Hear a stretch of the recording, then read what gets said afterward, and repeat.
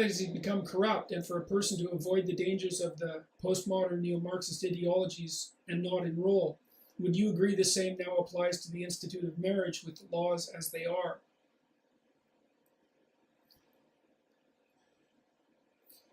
No, I wouldn't say that. I guess partly because I don't understand what the alternative is. I mean, first I would say that to the degree that men are justly or unjustly upset about the way the marriage laws are set up, and I think they have reason to be concerned, especially with regards to the custody of children and the probability of paying virtually endless alimony with unbelievably severe penalties for failure. I think that it's incumbent on men to organize themselves politically and rectify that. And so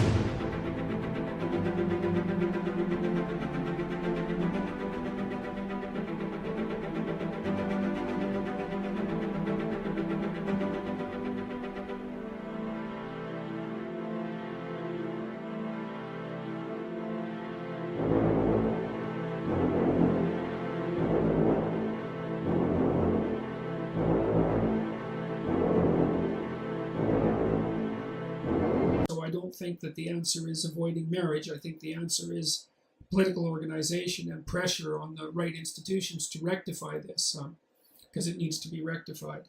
And I don't like the idea of telling young men to avoid permanent relationships with women because, as far as I'm concerned, and this is my traditionalism, I suppose, manifesting itself, there aren't that many pathways through life. You know, you need a career, you need interesting things to do with your time outside of your career, interesting and meaningful things. You need a family. You need an intimate relationship to twine yourself together with someone else so that you're protected during times of crisis and able to celebrate during times of joy, and so that you set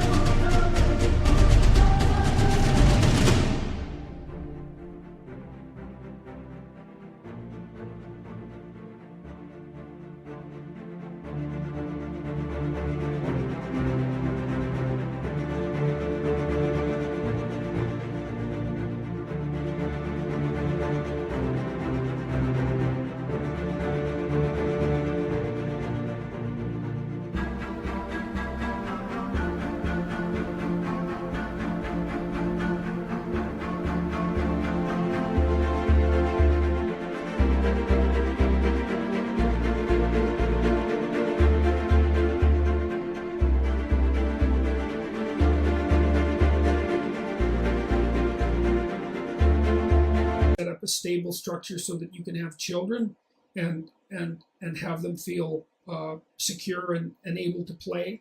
And like, that's life, man. And if you miss any of that, then your life is fragmented and fractured and you're going to be hurt. And like, I'm not saying that's absolutely true for every single person. There's always exceptions, but I'm concerned with the bulk of people and what the bulk of people have already done. And like, your life just isn't in some ways that complicated. You need to bear a social weight. You need to have a family and commit yourself to that. And it's in those commitments that you find the meaning in your life. And so if you don't have them, then, well, you float and you drift. And when people float and drift, they usually don't float somewhere good. And they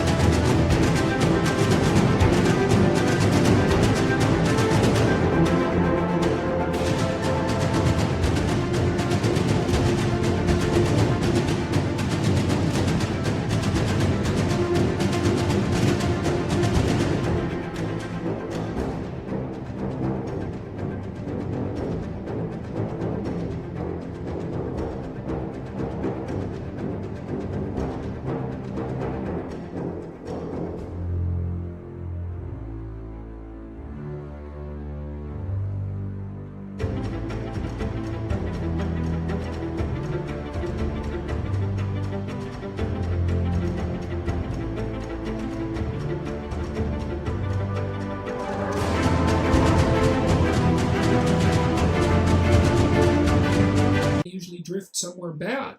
So I think that there are problems with the way the marriage laws are set up. I think they're quite serious. I do think that they persecute men often, but I don't think the answer to that is to tell young men to avoid permanent relationships with young women at all costs, because that is a very anti-life doctrine, and it's a cure that's worse than the disease. That's what I would say.